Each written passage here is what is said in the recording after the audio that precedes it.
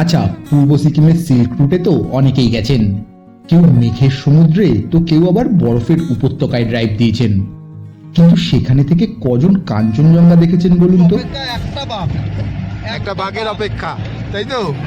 আসছে আসছে আসছে ম্যাজিক, ম্যাজিক, এই আসছে আসছে ম্যাজিক।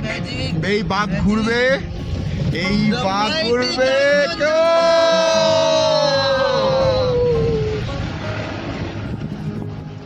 রেশম পথের বাঁকে বাঁকে লুকোচুরি, এই বাঁকে বিশাল তুষার শৃঙ্গ, পরের বাঁকেই ভ্যানিশ।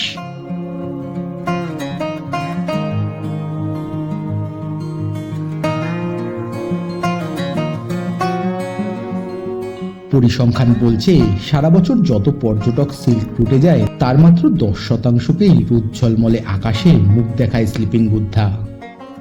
কি তাহলে আমরা লাকি বলতে হয় বলুন?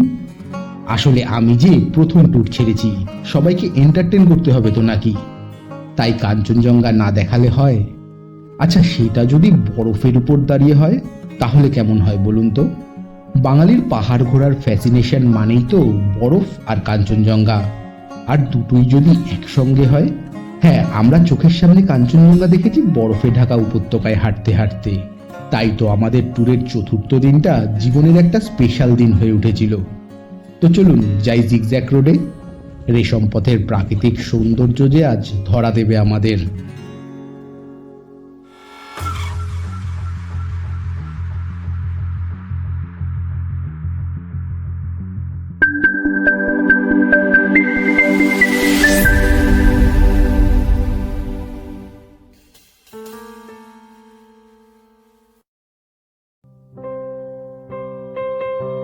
টুকরো টুকরো মুহূর্তের হাত ধরে সেজে উঠবে আজকের কাহিনী। তবে গল্পটা শুরু করার আগে একটা গুরুত্বপূর্ণ ইনফরমেশন। আমরা আজকে 13,123 ফুট উচ্চতায় থাকা বাবা মন্দিরে যাব। হাই অল্টিটিউড সিকনেস হতে পারে অনেকের, মানে শ্বাসকষ্ট দেখা দিতে পারে, আর তাই আগের দিন 500 টাকা দিয়ে পদমচেনে ঢোকার সময় पहले तो सिर्फ नॉर्थ सिक्किम में था, लेकिन अभी भी 2-3 हफ्ते पहले ऊपर में कुछ कैजुअलिटीज हुआ था। कई लोग जो नीचे से आते हैं, जो सी लेवल से आते हैं, लाइक कलकत्ता जो प्लेन से आते हैं ना, सी लेवल से आते हैं, तो उन लोगों को थोड़ा दिक्कत होता है कि हाई ऑल्टीट्यूड सिकनेस का दिक्कत होता है, लेकिन उन लोगों को पता नहीं होता है। तो हम लोग गवर्नमेंट ने वो बात देखते हुए ये इधर में भी अभी 3 वीक्स पहले से अभी मैंडेटरी किया है। ऐसे बनाओ से, हाँ, यस्तो हुन्छ यो, खोल्यो, खोल लीजिए। हाँ, इसके बाद इधर में 3 डॉट है, हाँ, इधर में नहीं है, हाँ, ठीक है। हाँ। एक साइड पे, एक साइड पे नहीं है। हाँ, जो ये 3 डॉट वाला होगा उसको आप नीचे कर लीजिए। उसके बाद नोजल में डालिए। उसके बाद cover your nose and mouth, okay. अच्छा, after that give 1 spray and give 3 to 5 times inhale and exhale, like अच्छा, we do normally, okay। Okay. এবার ফিরে আসি গল্পে। সিল্ক রুট যাওয়ার জন্য সকাল সকাল জ্যাকেট ফ্যাকেট পরে রেডি হয়ে পদমচেন থেকে বেরোবো। দেখি আমাদের গাড়ি স্টার্ট নিচ্ছে না। এ তো মহাবিপদ। গতকালের পর আজও সেই একই সমস্যা। ওদিকে যে ঝকঝকে আকাশে বরফ আর কাঞ্চনজঙ্ঘা, মনটা যে অস্থির হয়ে উঠেছে। বুঝলাম তাকে কাছ থেকে পাওয়ার জন্য কষ্ট আর ধৈর্য দুটোরই প্রয়োজন। যাই হোক, মিনিট 15-র মধ্যে গাড়ি চেঞ্জ হয়ে গেল আমাদের। নতুন গাড়ি আর উৎসাহ যেন দ্বিগুণ হয়ে গেছে সবার। ফাইনালি অনেক কসরত করার পর আমরা বেরিয়ে পড়েছি জিগজ্যাগ রোডে। রেশম পথ দিয়ে যাব, বরফ দেখার জন্য এগিয়েছি। শুনেছি ওখানটায় নাকি কাঞ্চনজঙ্ঘা রেঞ্জটা বিশালভাবে দেখা যাচ্ছে। তো একটু খাটনির পরে ফুল টিম বেরিয়েছি আমরা সবাই। এক্সাইটমেন্ট আছে? ও আছে, এখন এক্সাইটমেন্ট আছে, আছে, একদম আছে, আছে। যদি আমাদের গাড়িটা একটু খারাপ হয়ে গেছিল মাঝপথে, আমরা হারিয়ে যাইনি, আমরা হারিয়ে যাইনি। এটার নামই হচ্ছে অ্যাডভেঞ্চার। এরকম অ্যাডভেঞ্চার না থাকলে পরে একটা ট্রিপ ভালো হয় না। এরকম একটা অ্যাডভেঞ্চার দরকার জীবনে। পদমচেন থেকে জুলুক প্রায় 10 কিলোমিটার, তারপর থেকেই শুরু জিগজ্যাগ রোড। তবে এই রেশম পথে ঢোকার আগে জোর কদমে রাস্তার কাজ চলছে। জানতে পারলাম ভারতীয় সেনার সুবিধার জন্যই বাইলেন তৈরি করা হচ্ছে, মানে বছর খানেকের মধ্যেই এই পাহাড়ি পথে সিল্ক রুট আরো মসৃণ হয়ে যাবে।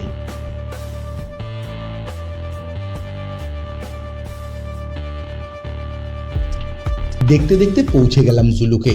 ৯,৪০০ ফুট উচ্চতায় রেশম পথে যেন রেশমি এই হ্যামলেট। কাছেই ভারত তিব্বত সীমান্ত, ফলে আটোসাটো নিরাপত্তা বলয়ে মোড়া একটা ছোট্ট পাহাড়ি গ্রাম। পূর্ব সিকিমের শেষ প্রান্তের এই স্থানে পৌঁছাতে যে অনেক কাঠখড় পোড়াতে হয়, নিতে হয় সেনাবাহিনীর অনুমতি। তারই আড়ালে দুর্গম পাহাড়ে ঘেরা জুলুক যেন সক্রিয় সৌন্দর্য ভাস্কর। জুলুক পার হতেই শুরু জিগজ্যাগ রোড। প্রায় 109টা হেয়ারপিন বাঁক উঠে গেছে পাহাড়ের উপরে। अभी हम जिग में चल रहे हैं। अब जिगजैग रोड सात रोड पे है अभी हम, सात रोड पे। Third road. वो नीचे दो देखिए, हाँ वो अभी हम साथ में चल रहे हैं। अच्छा थर्ड लाइन में। हाँ এই সেই সিল্ক রুট, বিশ্বের প্রথম সুপার হাইওয়ে। এ যেন এক জীবন্ত ইতিহাস। এই সেই পথ যার মাধ্যমে সারা বিশ্বের সঙ্গে ভারতের যোগাযোগ হতো একসময়। চলতো রেশম, ধাতু, অলংকার, কাপড়, সুগন্ধি দ্রব্য, মশলা, মূল্যবান পাথরের ব্যবসা বাণিজ্য। প্রায় 6,500 কিলোমিটার এই পথ তিব্বতের রাজধানী লাসা হয়ে মধ্য এশিয়ায় চলে গেছে।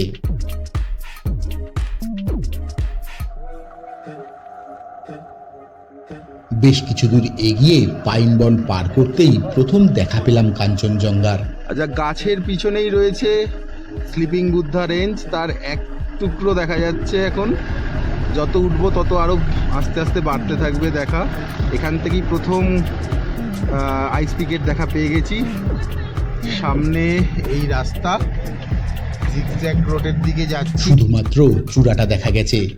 যত সামনে এগোবো ততই সে তার বিশাল রূপে ধরা দেবে আমাদের।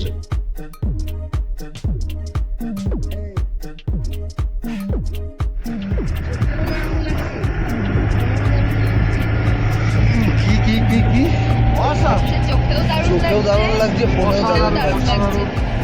অসাধারণ नीचे देखिए जिग रोड। কাঞ্চনজঙ্ঘা से আমরা এখন ওইটা দেখ, ওই দেখ জিগজ্যাগ রোড। নিচে তাকাও। ও ফির আগে দেখো, কোন দিকে তাকাবো? कितना बढ़िया वाला पहाड़ के टॉप पे कितना नजारा निकलेगा। আমরা জুলুক পার করে বেশ কিছুটা যাওয়ার পরেই বরফের দেখা পাই। তবে শীতকালের বেশিরভাগ সময়ই বরফের জন্য রাস্তাটা বন্ধ হয়ে থাকে। कुछ दिन पहले आता तो आपको यहाँ से ऊपर भी नहीं जा सकते आप, पूरा बंद था, पूरा बंद। मतलब जुलूक तक। जो लोग बैक कर रहा था ऊपर में। ओ 3 दिन 4 दिन तो हो गया ये। कुछ थोड़ा वो धूप लग गया तो बर्फ पिघल गया, बर्फ पिघल गया। फिर रास्ता खुल गया। रास्ता बंद होने से, तब धूप उठने से 2-3 दिन में रास्ता खुल जाता है। और ब्लैक आइस देखने में रोड ही दिखे। पूरा काला रोड दिखता है। अच्छा। मतलब चलने के बाद स्किट होता है ना, तभी हाँ। पता चलता है कि ब्लैक आइस है। उस दिन पहले यहाँ पर ऐसा हुआ तो ब्लैक आइस पे ये कांटा लगा के चल सकते नहीं होगा। हो, तब भी नहीं होगा। वो पतला लियर होता ना, हाँ। ग्रिप नहीं कर पाता। আচ্ছা, যেতে যেতে এ পথের ইতিহাস নিয়ে কয়েকটা কথা বলি। দ্বিতীয় খ্রিস্টাব্দেও এই পথে মধ্য এশিয়ার সঙ্গে বাণিজ্য চলত। পরে ইউরোপ থেকেও মধ্য এশিয়া হয়ে বণিকরা আসত লাসায়। লাসা থেকে জেলেপ্লা পাস দিয়ে ভারতে প্রবেশ করে কুপুপ লেকের পাস দিয়ে সোজা এই পথে জুলুক হয়ে ক্রমেই সমতলে চলে আসত এবং সারা ভারতের সঙ্গে বাণিজ্য চালাতো। এ পথ শুধু ব্যবসা বাণিজ্যের পথ ছিল না। এ পথেই যেমন বিভিন্ন দেশের শিল্প সংস্কৃতি ভারতে প্রবেশ করেছে, তেমনি ভারত থেকেও শিল্প সংস্কৃতি বিশ্বের দরবারে পৌঁছে গিয়েছে। এ পথেই গ্রিক শিল্পকলা এসেছে ভারতে, আর ভারত থেকে বৌদ্ধ ধর্ম বিভিন্ন দেশে ছড়িয়ে পড়েছে। ভারতের গণিতশাস্ত্র ও বিজ্ঞান আরবে ছড়িয়ে পড়েছে এই সিল্ক রুট ধরেই। চীনা পরিব্রাজক ফাইয়েন এবং হিউয়েংশান এ পথেই ভারতে এসেছিলেন। ভারত থেকেও এ পথে তিব্বত বা চীনে গিয়েছিলেন অতীশ দীপঙ্কর, শান্তরক্ষিত, শরৎচন্দ্র দাসের মতো পরিব্রাজকরা। এমনকি রাজা রামমোহন রায়ও জেলেপ্লা দিয়ে তিব্বতে গিয়েছিলেন। ভারত চীন যুদ্ধর আগে পর্যন্ত এই পথেই ব্যবসা বাণিজ্য চলত। যুদ্ধের পর সেই পথ বন্ধ করে দেওয়া হয়।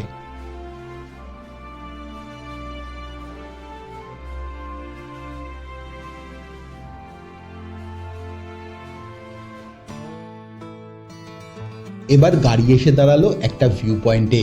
একদিকে বিশাল কাঞ্চনজঙ্ঘা, তার উল্টো দিকে জিগজ্যাগ রোডের হেয়ারপিন বাঁকের বিশাল সৌন্দর্য, আর সঙ্গে একটা মাত্র মোমোর দোকান।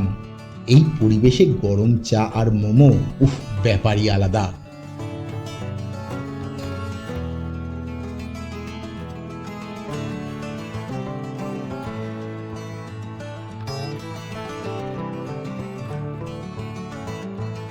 আমরা এসে গেছি ফার্স্ট ভিউ পয়েন্টে। এখান থেকে দুর্দান্ত একটা কাঞ্চনজঙ্ঘার ভিউ দেখা যাচ্ছে, আর জিগজ্যাগ রোডের প্রথম কটা বাঁক সেটা দেখা যাচ্ছে। অসাধারণ সব দৃশ্য রয়েছে এখানটায়। সবাই এখানটায় একটুখানি চা স্ন্যাক্স খেয়ে নেওয়া, আর নিচে জিগজ্যাগ রোডের কয়েকটা, দেখি কটা আছে, 1 2 3 4 5, 1 2 3 4 5টা বাঁক দেখা যাচ্ছে এখান থেকে জিগজ্যাগ রোডের। সেই লাগছে 5টা বাঁক দেখছি। আর ওদিকটা দিয়ে একটু দেখি এরকম আছে, এখানটায় কতগুলো ইনস্টল করা রয়েছে। এখানটায় দাঁড়িয়ে কেমন লাগছে? হ্যাঁ, খুব সুন্দর। তাই কি কি দেখলা? কাঞ্চনজঙ্ঘা, আর জিগজ্যাগ পয়েন্ট, বরফ। তাই কত বড় দেখেছিস কাঞ্চনজঙ্ঘা? হ্যাঁ, দারুণ দারুণ দারুণ জায়গা।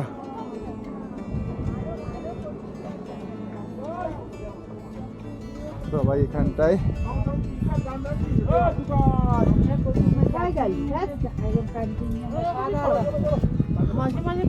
দেখা যাচ্ছে। চলো চলো,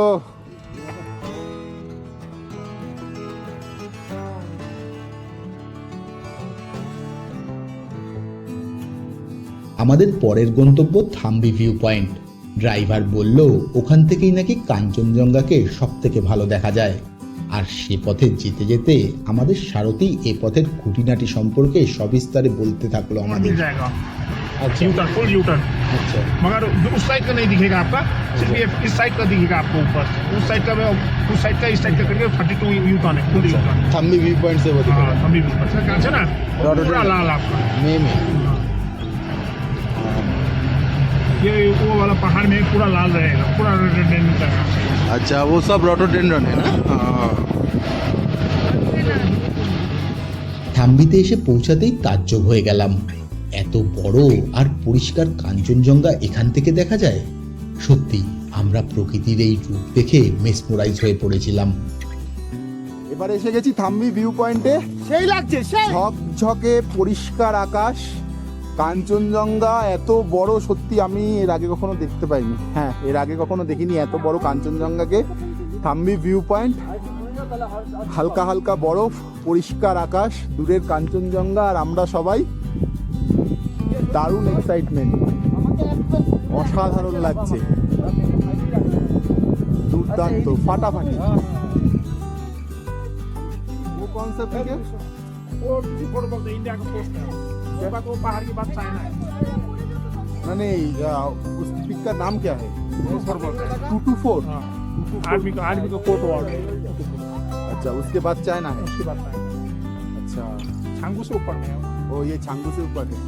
এটা দূরে এই যে পিকটা দেখা যাচ্ছে, এটা 224 পিক, এর পিছনেই চায়না। এই ছাঙ্গু পার করে এই পিকটা 224 পিক। একদিকে কাঞ্চনজঙ্ঘা, স্লিপিং বুদ্ধা শুয়ে আছে, স্লিপিং বুদ্ধার বিশাল রেঞ্জ, আর তারপরে একটা পাহাড়, আর তারপরে আবার একটা আইস পিক। দুর্দান্ত, ছবিটাও দুর্দান্ত হয়েছে, জায়গাটাও খুব দুর্দান্ত। গাড়ি আবার ছুটেছে রেশম পথের আঁকাবাঁকা পথে। এবারের ডেস্টিনেশন নাথাং ভ্যালি। যত সামনের দিকে যাচ্ছি ততই দেখছি চারপাশটা বরফময় হয়ে আছে।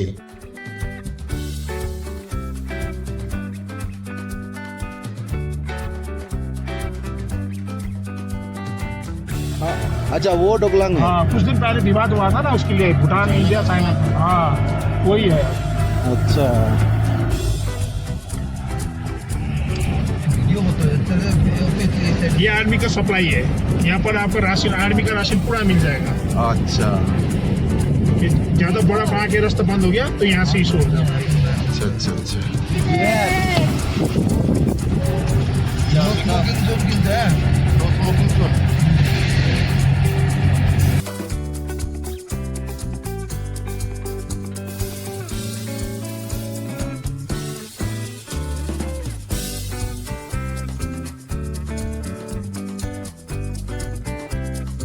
অবশেষে গাড়ি এসে দাঁড়ালো নাথাং ভ্যালিতে।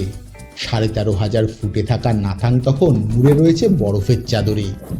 ফাইনালি আমরা এসে গেছি নাথাং ভ্যালিতে। এখন বরফের উপর দিয়ে হাঁটা। এই দেখো কি অবস্থা। হা হা হা হা হা হা হা হা হা হা দুর্দান্ত, অসাধারণ জায়গা, দারুণ দারুণ। একেই হাই অল্টিটিউড, শ্বাসকষ্টের সমস্যা হতে পারে, তাই এখানে একটু সাবধানেই চলাফেরা করা উচিত। কিন্তু বাঙালি চোখের সামনে এত বরফ দেখতে পেলে কি আর নিজের আবেগ ধরে রাখতে পারে বলুন? আমরাও তাই বরফের ভ্যালিতে বরফের খেলায় মেতে উঠেছিলাম।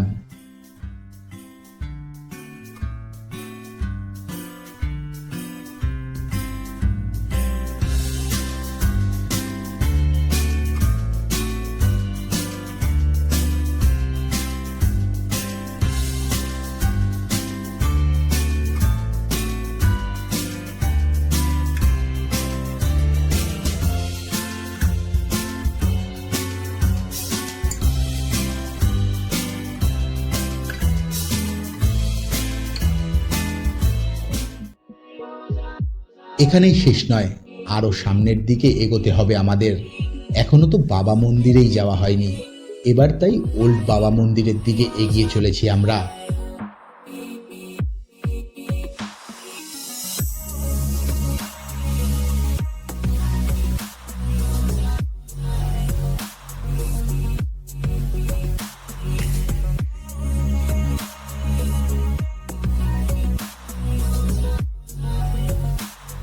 এই হলো বাবা হরভজন সিং এর বাংকার।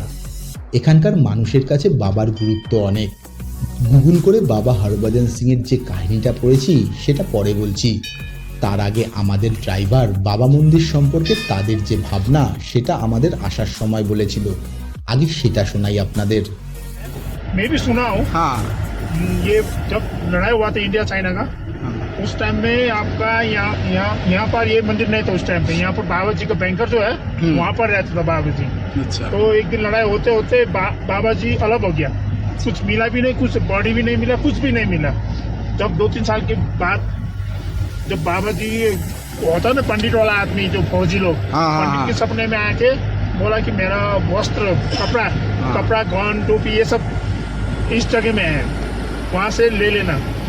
और वहाँ जाके तुरंत वो सुबह उठ के अपना अफसर को बोला, और अफसर बोला पूरा जवान लेके जाके देखा। जाके देखने से वो जैसा क्या बोलते कैप होता ना पत्थरों का, वो कैप के नीचे उसका पूरा बॉडी मिल गया था। वो बॉडी तो नहीं मिला, कपड़ा वहाँ पर जो जितना वेपन है वो सब मिल गया। और वहाँ से लेके यहाँ पर अभी सजा के रखा हुआ है। और बोलता है कि सभी जवान लोग बोलते हैं, कोई भी रात को ड्यूटी देता है, जो नाइट ड्यूटी देता है, वो सो गया तो बाबा जी आके चाटा मारता है।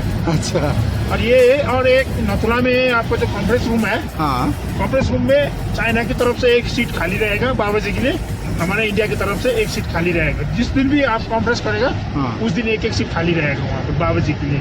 ये करके सभी लोग मानते हैं, हमारे लोग को तो पूरा ही मानते हैं बाबा जी। अच्छा अच्छा यही है इसका स्टोरी, जितना मेरे को पता है उतना। ফাইনালি আমরা বাবা মন্দিরে এসে গেছি। অনেকটা অল্টিটিউড, পিছনে পুরো বরফে ভরা, পুরো বরফে ঢেকে রয়েছে পুরো জায়গাটা। আর তার পাশেই বাবা মন্দির, কনকনে ঠান্ডা হাওয়া, হাত ফাত সব জমে যাচ্ছে রীতিমতো। আর সেখানটায় দুর্দান্ত একটা ভিউ। আর বাবা হরভজন সিং এর বাংকারের সামনে এসে গেছি আমরা। জায়গাটা সত্যি অসাধারণ। এই হরভজন সিং এর বাংকারে, বাবা হরভজন সিং এর বাংকারে উঠে চারপাশটা দেখছি সত্যি বেশ লাগছে, চারিদিক বরফে ঢাকা, অসাধারণ লাগছে। যেদিকেই তাকাচ্ছি সেদিকেই বরফ আর বরফ, পুরো সাদা হয়ে রয়েছে চারিদিক, দুর্দান্ত।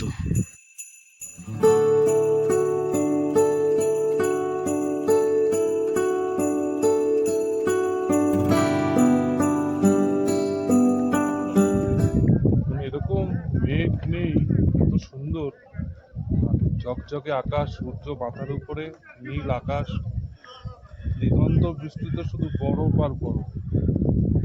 এরকম আবহাওয়া পাওয়া একটা ভাগ্যের ব্যাপার। সত্যি তাই। ওখানে গিয়ে স্কুলটা উপরে চারিদিকে বরফ, আর বরফের মাঝে আমরা সবাই বসে আছি, সব শীতে কাবু হয়ে গেছে। এই দেখো সব শীতে কাবু হয়ে গেছে। উপরে যাবি না? কেন উপরে যাবি না? আমি যাবো তো। কেমন লাগছে বলো? সবই ঠিক আছে, একটু শীত, খুব শীত খুব? খুবই শীত। বরফ নিয়ে খেললা? হ্যাঁ, ধরেছিলাম। ধরেছিলে? ছুঁড়েছো বরফে? না বাবা, ওকে ছুটলে যদি লেগে যায় যেখানে সেখানে। ও আচ্ছা, তোর কেমন লাগলো? ভোর লাগলো? ঠিক আছে, ঠিক আছে লাগলো। ও আমার শুধু ওই ঝর্ণাটাই আর নামতে ইচ্ছা করেনি, আমার ওইটাতেই উঠতে আর ইচ্ছা করেনি। তুমি বলো। ভালো লেগেছে, প্রচুর খেলেছি বরফ নিয়ে। বরফ নিয়ে খেলেছো? প্রচুর। জুগাইদাকে মজা বরফ করেছি। মেরেছো? হ্যাঁ। ও, আমার বাবার ঘুরিতে পেরেছি। আর তোমার কথা বলো, কি খবর? খুব ভালো খবর। আমি খুব নেমে খুব আনন্দ করেছি, বরফে ফটো তুলেছি, সবাই শুধু আনন্দ করেছি, বরফ দিয়ে হেঁটেছি, তাই না? দেখলেন তো আমাদের কয়েকজন কেমন ঠান্ডায় কাবু হয়ে পড়েছে। তাই গিয়ে দেখি ওরা আর মন্দিরে উঠবে না বলছে। তখন ওদের একটা গুল দিলাম, বললাম মন্দিরের ভিতরে জল রাখা আছে, আর এখানকার লোকের বিশ্বাস ওই জল খেলে শরীরের সব রোগ দূর হয়ে যায়। সেই শুনে এনার্জি পেয়ে গেল আমাদের মহিলা ব্রিগেড। তারপরে সিঁড়ি দিয়ে সোজা উঠে গেল বাবার বাংকারে।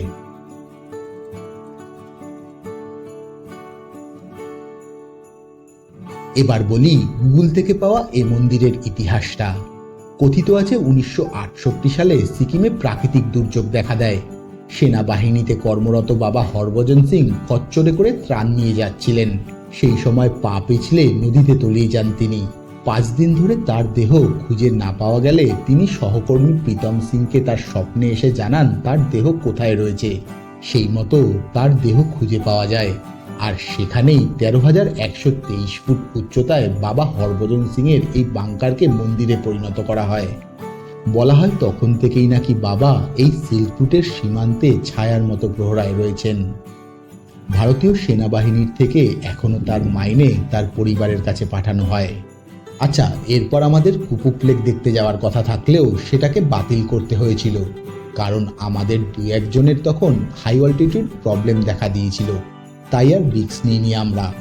ও বাবা মন্দিরের আর্মি ক্যান্টিনের সিঙ্গারা, লাড্ডু আর মোমোর কথা তো বলাই হয়নি। এক কথায় সেটা ছিল লাজবাব।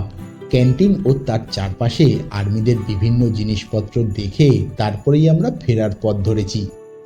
বরফে ঢাকা রেশম পথ দিয়ে নামতে নামতে সবাই একটাই কথা বলছে, সত্যি কি দেখলাম আজ, এ যেন সারা জীবনের প্রাপ্তি।